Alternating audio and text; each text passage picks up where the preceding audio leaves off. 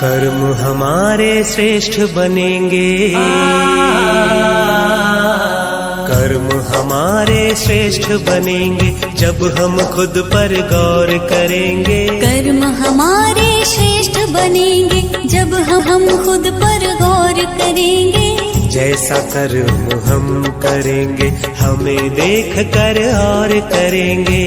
जैसा कर्म हम करेंगे हमें देख कर और करेंगे। कर्म हमारे श्रेष्ठ बनेंगे। ओम शांति। आज अव्यक्त बाप दादा के 18-1-87 के महावाक्य हैं। कर्मातीत स्थिति की निशानियाँ। आज अव्यक्त बाप दादा अपने अव्यक्त स्थिति भव के वरदानी बच्चों को फरिश्तों से मिलने आए हैं। लेकिन फरिश्तों का मिलन, अव्यक्त मिलन इस समय ही होता है। निराकार को भी ये फरिश्तों की महफिल अति प्रिय लगती है, इसलिए अपना धाम छोड़ आकारी व साकारी दुनिया में मनाने आए हैं। फरिश्ते बच्चों के स्नेह की आकर्षण से बाप को भी रूप बदल, वेश बदल बच्चों के संसार में आना पड़ता है। जो परम आत्मा बंधन मुक्त शरीर से मुक्त को भी स्नेह के बंधन में बांध लेती है, अशरीरी को भी लोन के शरीरधारी बना देती हैं। यही बच्चों के स्नेह का प्रत्यक्ष प्रमाण है। बच्चे स्नेह के सागर में नहाने आए हैं, लेकिन बाप हजारों गंगाओं में नहाने आए।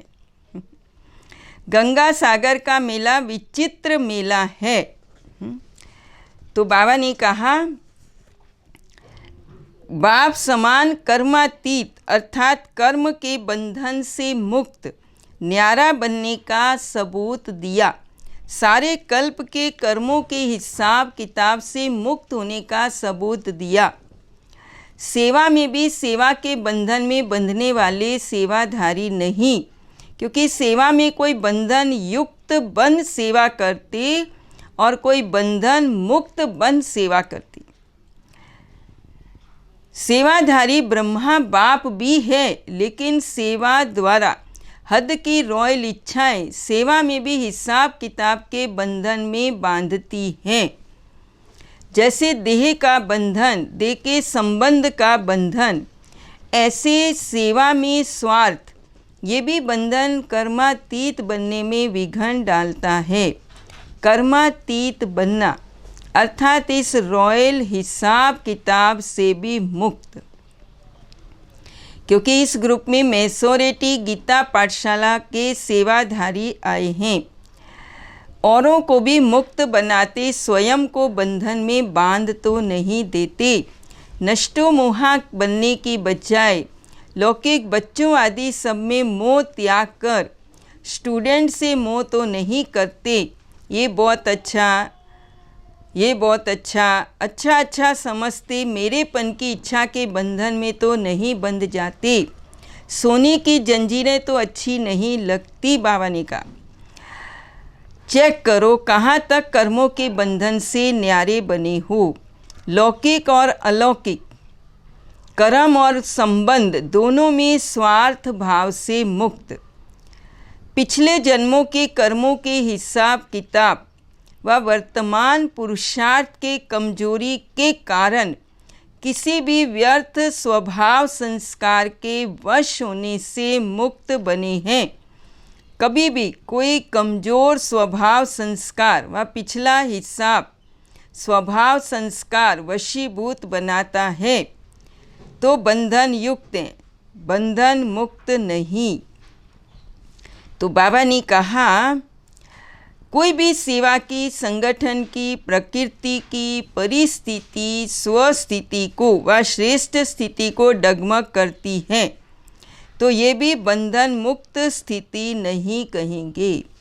और तीसरा बताया, पुरानी दुनिया में, पुराने अंतिम शरीर में किसी भी प्रकार की व्याधि अपनी श्रेष्ठ स्थिति को हलचल में न लाए, इससे भी मुक्त। एक है व्याधि आना, एक है व्याधि हिलाना। तो आना ये भावी है, लेकिन स्थिति हिल जाना ये बंधन युक्त की निशानी। जैसे मुझे भी मेरे सामने कितनी बड़ी कैंसर की बीमारी आई, परंतु बाबा की याद होने कारण और हिम्मत के कारण एक भी कोई भी प्रकार का संकल्प विकल्प नहीं आया, ऐसी अचल अडोल स्थिति रही। तो बाबा ने कहा हिल जाना ये बंधन युक्त की निशानी। स्वचिंतन, ज्ञान चिंतन, शुभ चिंतक बनने का चिंतन बदल, शरीर की व्याधि का चिंतन चलना, इससे मुक्त। ज़्यादा प्रकृति का चिंतन चिंता के रूप में बदल जाता है, इसको बाबा ने कहा इससे भी मुक्त होना। इन सभी बंधनों को छोड़ना यही कर्मातीत स्थिति की निशानी है। तो बाबा ने कहा गीता ज्ञान का पहला पाठ अशरीरी आत्मा बनो, अंतिम पाठ नष्टो मोहा स्मृति स्वरूप बनो, विधि और अंतिम पाठ विधि से सिद्धि।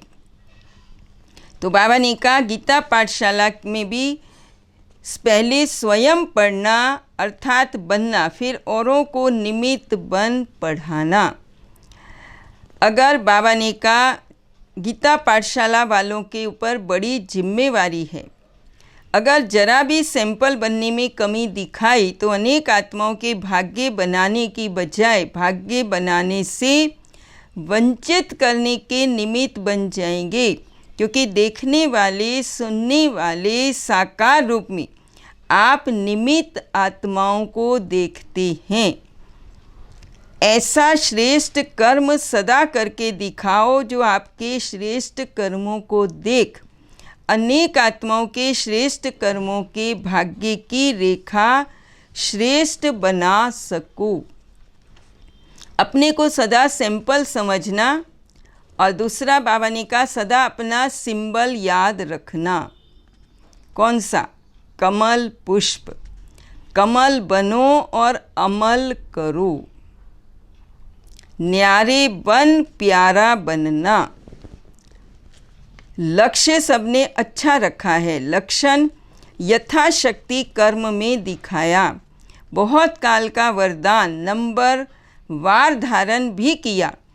अभी और भी जो वरदान प्राप्त किए वो वरदानी मूर्त बन बाप समान वरदाता बनते रहना।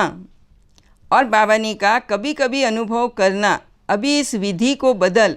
बहुत काल के अनुभूतियों का प्रत्यक्ष फल बहुत काल अचल अडोल निर्विघ्न निर्बंधन निर्विकल्प निर्विक्रम निराकारी निर्विकारी निरंकारी, इस स्थिति को दुनिया के आगे प्रत्यक्ष रूप में लाओ।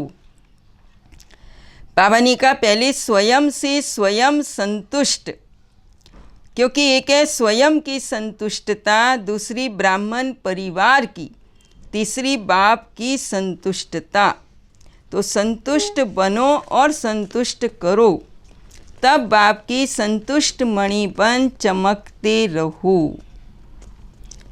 बाबा ने कहा पहले देखो 3 पैर पृथ्वी के नहीं मिले, और पहले ऐसे होता था ये नहीं सोचो। परिवार के वृद्धि की खुशी मनाओ। आकाश और पृथ्वी तो खुटने वाला नहीं है, पहाड़ तो बहुत है। बाबा ने कहा ये भी होना चाहिए, ये भी मिलना चाहिए, ये बड़ी बात बना देते हो। ये दादियाँ भी सोच में पड़ जाती हैं, क्या करें कैसे करें। ऐसे दिन भी आएंगे जो दिन में धूप में सो जाएंगे, रात को जागेंगे। वो लोग आग जलाकर आसपास बैठ जाते हैं गरम होकर के, आप योग की अग्नि जलाकर बैठ जाएंगे। पसंद है ना? या खटिया ही चाहिए? बाबा ने कहा बैठने के लिए कुर्सी चाहिए। ये पहाड़ की पीठ कुर्सी बना देना। जब तक साधन है तो सुख लो, नहीं तो पहाड़ी को कुर्सी बनाना है।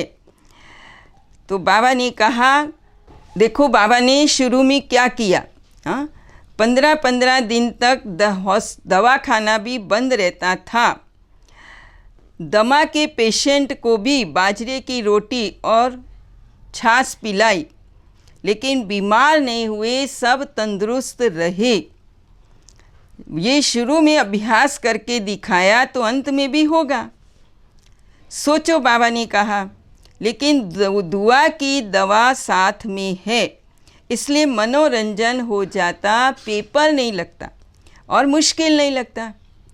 त्याग नहीं, ये तो मनोरंजन हो जाता। तो बाबा ने कहा, सब ऐसे तैयार होना, समय आने पर सब साधन से भी परे साधना के सिद्धि रूप में अनुभव करेंगे। रूहानी मिलिट्री, बाबा ने कहा, मिलिट्री का पार्ट भी तो बजाना है। अभी तो स्नेही परिवार है, घर है, ये अनुभव करते हो, लेकिन समय पर रूहानी मिलिट्री बन जो समय आया उसको स्नेही, उसी स्नेह से पार करना, ये भी मिलिट्री की विशेषता है।